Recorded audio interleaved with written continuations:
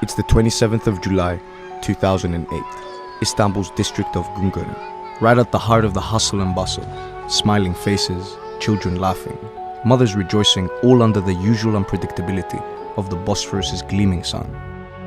But what started as a gloriously mundane day was about to end in a massacre, where laughs turned into cries and people turned into ashes. 2 bombs simultaneously go off in trash cans, killing 17 people, 5 children and 154 wounded. An all too familiar scene in a world driven by fear and where the weak prey on the defenseless. And the man behind it, a badly kept secret. A man with a verified Twitter account, praised as a leader of a so-called liberation movement, who uses terror to make a point. In our part of the world, we say a teacher is like a prophet. He has a message to pass on.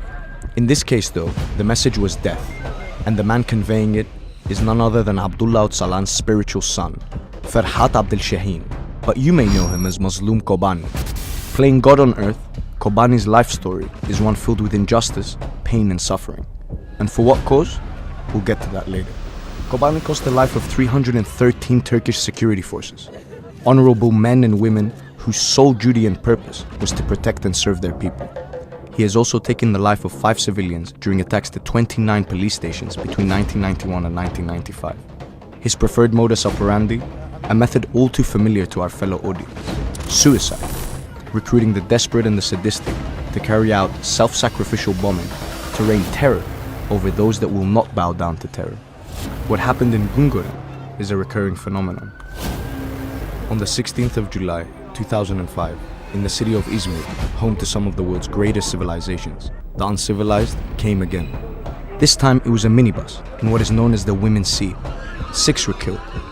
And as the numbers keep increasing and the souls keep leaving, remember that even the most basic principle of war is broken. It is no longer security forces or police officers. It's now women and children. Our sisters, our mothers, our wives. But this is not a war. It's not 2 armies or not 2 countries. This is simply terrorism, a vile means to legitimize a vile end. Something that the families of innocents like Tana Whalen and British tourist Helen Pulhall know too well. And their crime? Visiting Turkey, daring to have a holiday and trying to enjoy the warmth of the Mediterranean. As we move down to the coast a year later in Antalya, a bomb explodes by the main square. 4 people were killed and 87 people wounded. In southeastern Turkey, Muslim attacks again. 17 were killed, 8 were wounded in a rocket attack on a minibus in 1996 in Çukurca, Hakkari. October 5th, 1993, 35 people were killed, 10 were wounded when Muslim's posse set a fire to 22 homes in villages in southeastern Turkey. The victims of both attacks are all Kurds. In 20th of August 2008, 13 policemen fall victim to another treacherous suicide bomber. Are you still keeping count?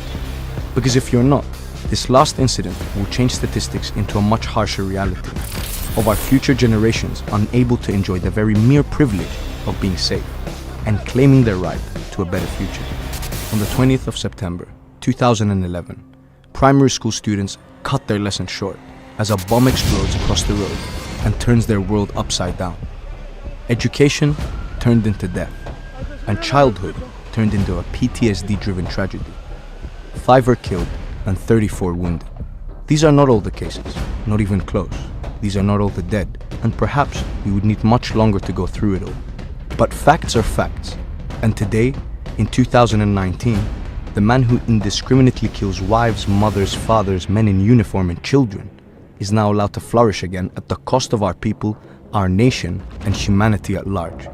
At a time when our partners in the United States have successfully ended their reign over Abu Bakr al-Baghdadi, the question is Kobani not the same?